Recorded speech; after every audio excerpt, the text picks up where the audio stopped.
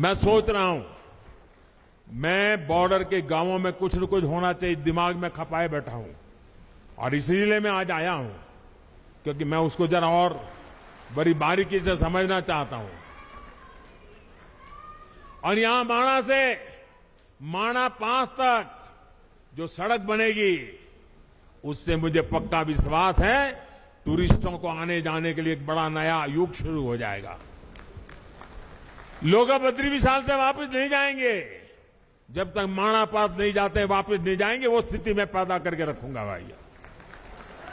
इसी प्रकार जोशीमठ से मलारी सड़क के चौड़ीकरण के सामान्य लोगों के साथ ही हमारे फौजियों के लिए भी बॉर्डर तक पहुंचना बहुत आसान होगा।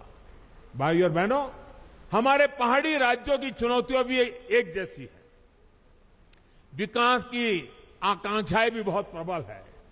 विशेष रूप से उत्तराखंड और हिमाचल तो भूगोल और परंपरा के हिसाब से भी एक दूसरे से कई मामलों में जुड़े हुए हैं। एक गढ़वाल है और उत्तरकाशी के देहरादून के उस तरफ आपके शिमला और सिरमौर आ गए। जौनसार और सिरमौर के गिरिपार में तो अंतर करना भी कोई बहुत मुश्किल होता है। मैं तो अभी हिमाचल के अनेक क्षेत्रों में जाकर आया हूं, वहां उत्तराखंड की बहुत चर्चा है। हिमाचल वाले कह रहे हैं कि जिस प्रकार उत्तराखंड ने तेज विकास के लिए धरोहरों आस्था के स्थानों को विकास के लिए बॉर्डर और पहाड़ी क्षेत्रों की सुविधा बढ़ाने के लिए डबल-जी के सरकार को दोबारा ले आए हैं, वही मंत्र हिमाचल को भी प्रेरणा दे रहा है। मैं उत्तराखंड को फिर विश्वास दिलाता हूं कि आपकी आशा व आकांक्षाओं को पूरा करने के लिए हमारी मेहनत कभी कम नहीं होगी। मैं बाबा केदार और बद्री विशाल से इस जन विश्वास पर खरा उतरने का आशीर्वाद मांगने भी यहां आया हूं।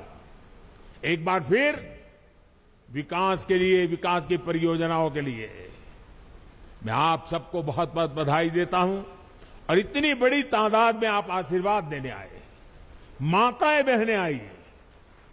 शायद आज घर में कोई नहीं होगा, छोटा सा माणा आज पूरा यहां माहौल बदल दिया है। मैं कितना भाग्यवान हूं जब ये माताएं बहनें मुझे आशीर्वाद दी।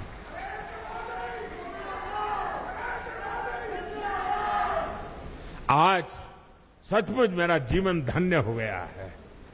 मैं दीपावली की आप सभी को अग्रिम शुभकामनाएं देता हूं और मैं आपके उत्तम स्वास्थ्य के लिए, आपके बच्चों की उत्तम प्रगति के लिए बद्री विशाल के चरणों में प्रार्थना करते हुए मेरी वाणी को विराम देता हूं।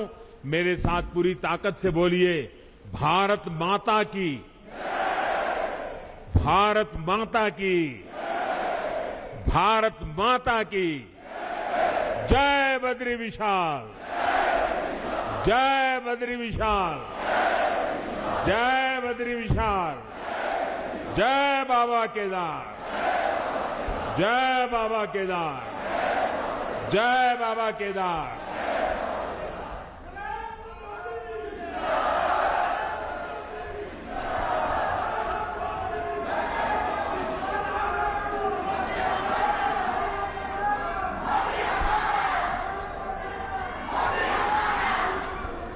आपके ओजस्वी उद्बोधन के लिए बहुत बहुत आभार। प्रधानमंत्री नरेंद्र मोदी को आप सुन रहे थे। आपके वचनों की प्रतिबद्धता में, आपकी वाणी की दिव्यता में, नेतृत्व की प्रबलता में विश्व पटल पर पुनः विश्व गुरु सा उभरता हिंदुस्तान नजर आता है।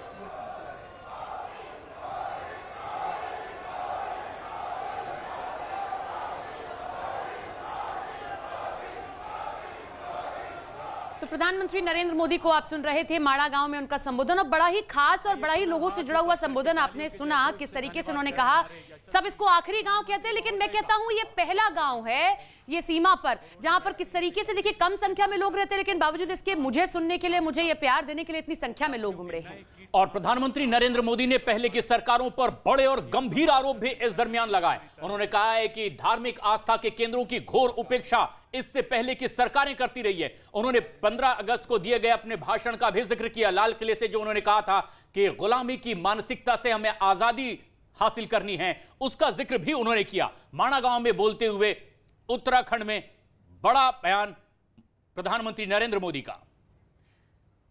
तो बड़ी खबर इसी के साथ आपको बता दें, प्रधानमंत्री नरेंद्र मोदी की वो अहम बातें जो उन्होंने माड़ा गांव में कही। सीमा के गांव देश के प्रहरी होते हैं, प्रधानमंत्री नरेंद्र मोदी की तरफ से यह बात कही गई।